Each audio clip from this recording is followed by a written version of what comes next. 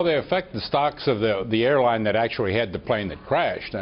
Asiana is down fairly sharply, I think, but the rest of them, the rest of the airline industry, I think it'll be a blip. I mean, the odds are that you're going to get run over on your way to the airport before you're going to die in the airplane crash. So, you know, it's a safe way to go, and I frankly was amazed at the success they had in getting people out of that thing, and the relatively small number of deaths involved. So I took it as a plus in a sense.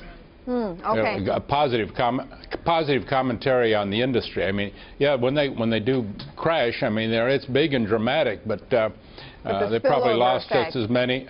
Right. It sounds like the spillover effect, right? Sounds like the spillover effect is minimal. I want to switch to some other sectors, Jim, that you have been focused on that you like, and one of them is the auto sector. And Dom, that's what you're looking at right now. Well, I am looking at the auto sector because it's in a cyclical recovery. You think people are going to buy more autos, more durable goods that last longer. But here's the problem.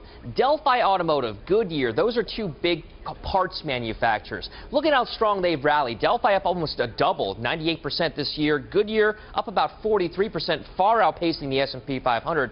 The real question is, why aren't investors valuing these stocks more? The S&P 500's price-to-earnings ratio, how much you'll pay for every dollar of earnings, is 16.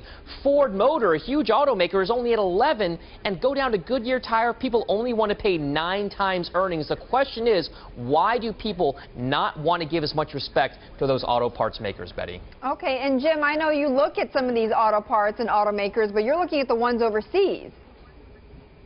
Right. Well, some of them are not as far overseas as others. Magna Auto Parts, which is based in Canada, is one that we like. But Continental in Germany, they make tires and auto parts. There's leverage in the auto part business, which is good from an investor point of view, on the upside anyway. And the worldwide demand for autos is really, at this point, driven by the U.S.